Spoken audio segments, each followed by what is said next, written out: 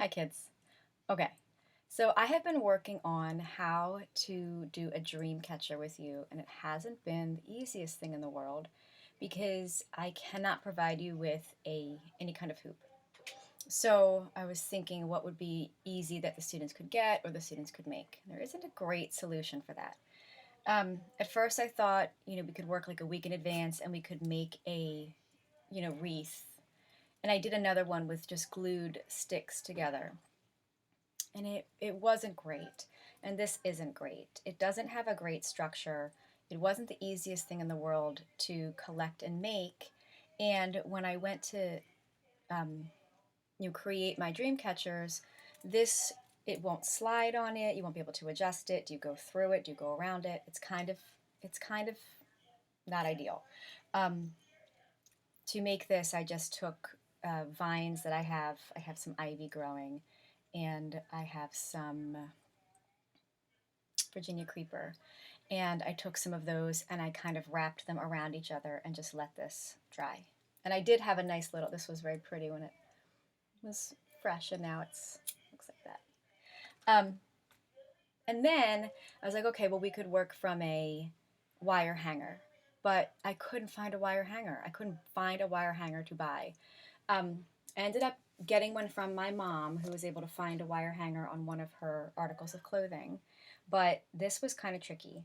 So I would say this is what I'm going to work off of, but I'm going to give you some other options as well because they're kind of hard to find.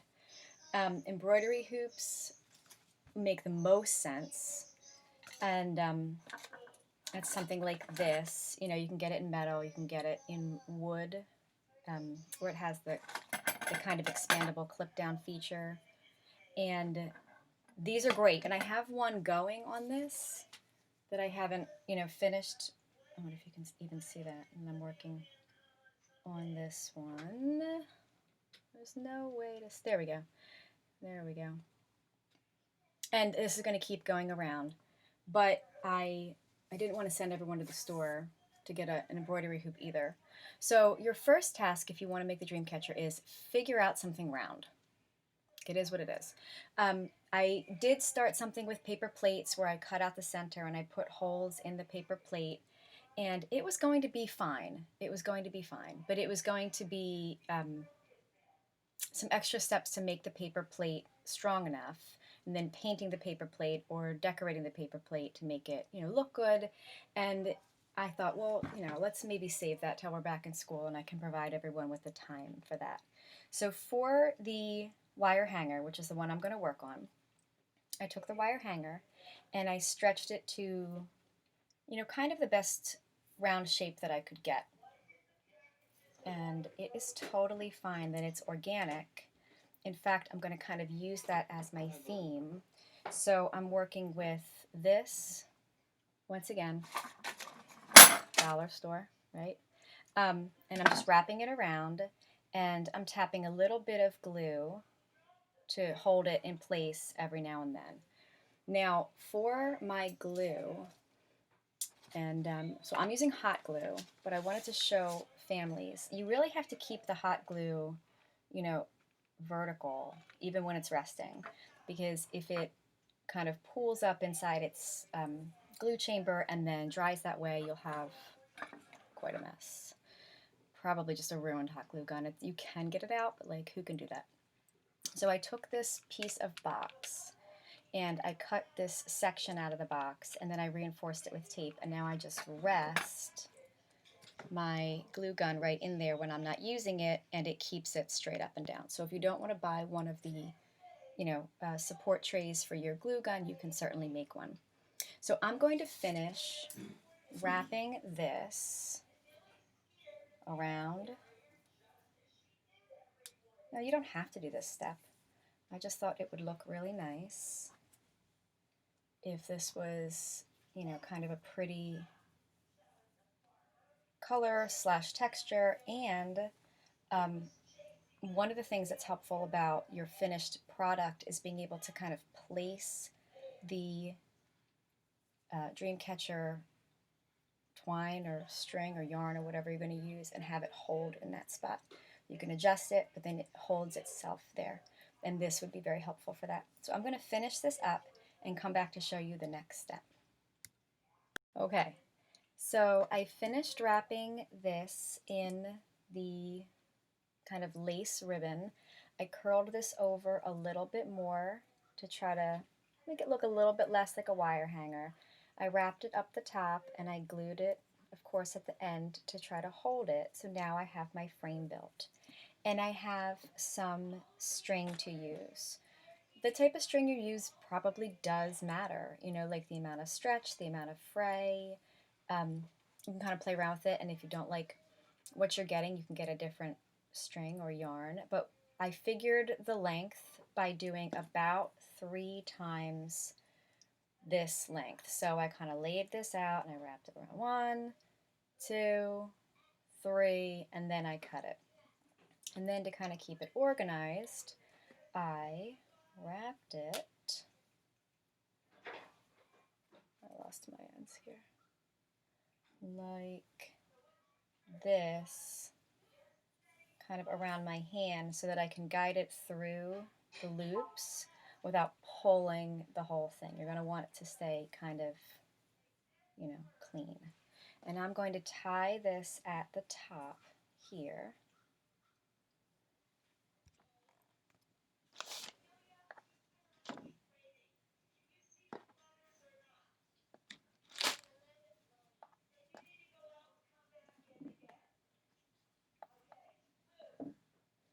So let's tie it around here.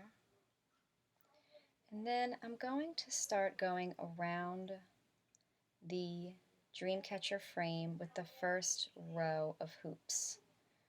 Now, I've looked at a couple and they have different measurements, different amounts. I'm going to cut this off. But what I can kind of gather is you want them to be evenly spaced. That does not mean perfect. Kids, you know me, I'm going to glue that down. And then, so the way I've seen it done, the best explanation I can give for this is you're going to loop around, and I'm going to kind of think of it as a clock. 1 o'clock, 2 o'clock, 3 o'clock, 4 o'clock, 5 o'clock, 6 o'clock, 7 o'clock, 8 o'clock, 9 o'clock, 10, 11, and then instead of getting to the 12, I'm going to go here between the 11 and 12 because I have to start again with the next set. So I'm going to try to do this so you can see it. So first I'm going to go around here, right? And then I have to go through here because if I don't, it will just, you know, pull it down around there. There's my 1 o'clock. And then go around here and through. Oh, I'm already losing my whole situation here. I'll fix that.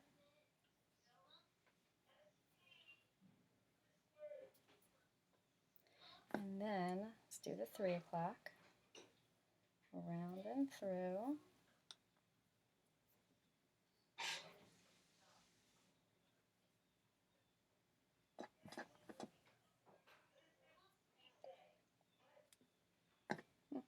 Give me a second while I fix this back up again, because it is completely apart. Like a little knot, and I really don't like getting knots in this because then I have to stop later and fix it.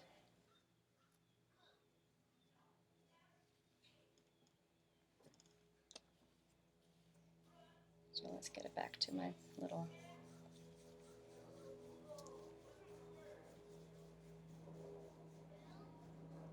okay. That's better. And I might have to just do this down here because otherwise I'm really having a hard time keeping this organized. So around here and through. There's my 4 o'clock.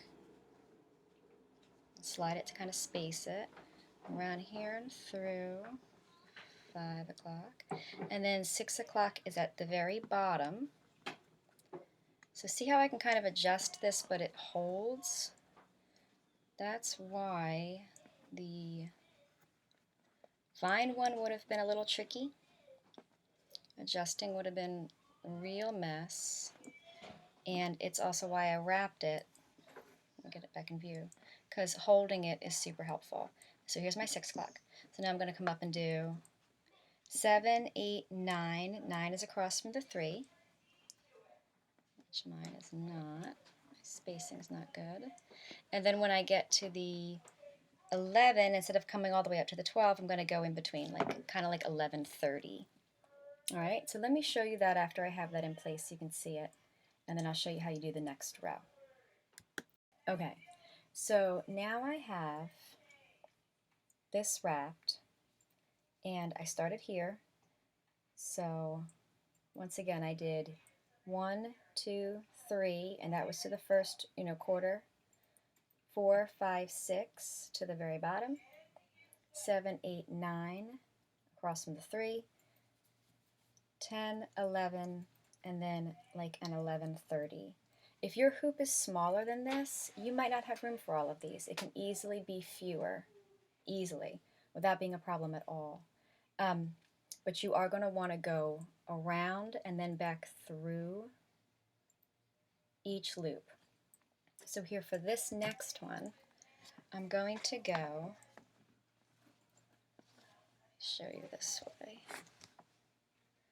So I've got my string, okay, and I've got my first loop. Can't really get a good angle here for you. Right there, okay. And then, so what I'm going to do is I'm going to go into the first loop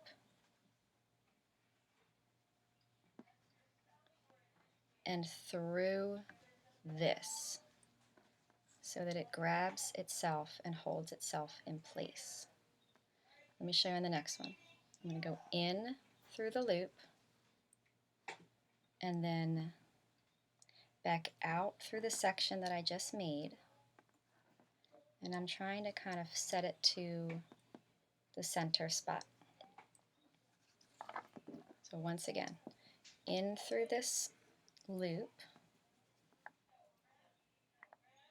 and then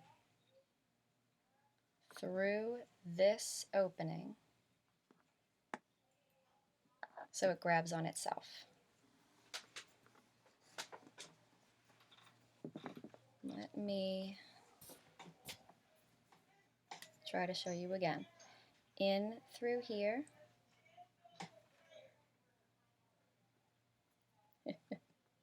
and then up through there, so you get that. In through the first loop, out through the opening you just made, and I have a knot. Okay, so let me go around again, fix my knot, and then for the next row, if you're going to add something like beads, you want to start having those on standby. So I have some beads to use that I might incorporate, and I'm going to do them a little bit closer towards some of the center loops. So I'll fix this, and I'll get ready, and I'll be right back. Okay, so I have my knot fixed, and I'm ready to start going through the ones that I've made for the second row. This is the connecting one from the first to the second row. So I'm going to treat it just as like the first one in the second row. I'm going to go through it to the front, right? And then come out through the loop I just made so that it holds itself like that. And then I'm going to start on this row, in through the front, same as we've been doing, and then out through the opening I just made. I wish you could see this better. Let's try it again. Can you see it at all? Kind of. Let's try it here. In through the front, okay, and then out through the opening we just made, like that. If you don't do the back over, like if you just go in and then out, it slides around too much, right? You have to go through the opening you just made to get that grabbing connecting piece. And now I have some beads set aside. So if I want to put a bead on, I would have to do that. I have some of these beads, right? I would have to do that by taking this thing, opening it back up again the whole way,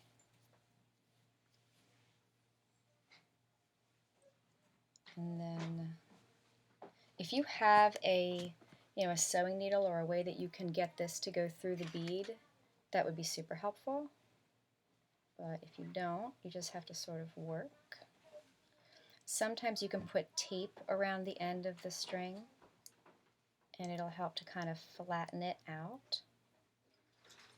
Like, actually, let me show you that.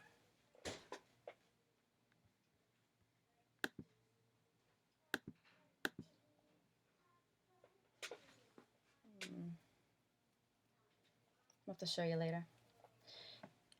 So you'll pull this all the way up to here, and in the meantime, you'll get this back together.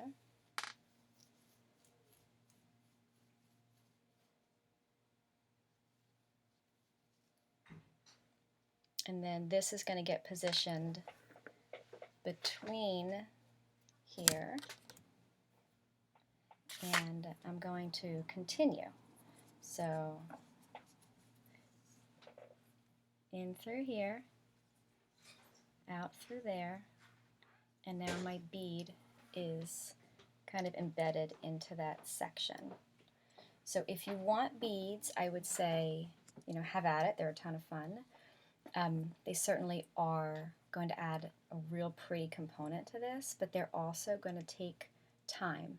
So maybe not one for every section, maybe 3, 5 total, depends on what you're really going for. I'm going to finish this. I'm going to finish another row. I'm going to add some more beads, and I'm going to come back and show you ending. Okay. So I have gone around my dream catcher, and it's not perfect, but it was fun. So I aimed for a circle in the center. I didn't quite get there. I aimed for, middle of each spot for my next loop. Okay, and I put some beads in. Now, when you get to your center, you can tie it off, right? You would knot it here, and then your center would be an opening. But I thought it might be nice if I hung some beads here. So I'm going to do that. And then I will also show you how to have some, excuse me, some hanging parts off the bottom. Now that is traditionally feathers. I do realize that Halloween is over. Excuse me, but I was thinking for next Halloween, oh, they're over here. So I've been pushing through some of these with just an open paper clip when it gets sort of tricky like this one. That it would be cool if these dream catchers were more like a spider web, and we kind of put a nice big husky spider in there, and then maybe instead of feathers hanging from it, which is very beautiful, we could do like, bats hanging from it would be so fun, something like that. So let me pull this through here. Now I looked at maybe using a different, like, kind of sparkly bead. I have some glass beads and things like that around the house, but I kind of thought it looked strange with what I already had going, and so I decided to keep it these earth tones. And I'm going to put a knot here that's bigger than the opening of my smallest bead so that it can't come out. And then when I'm kind of cleaning this up, I have a couple places that need a little trim, excuse me, and a little glue. And this will be one of them. So now I'm going to trim this off.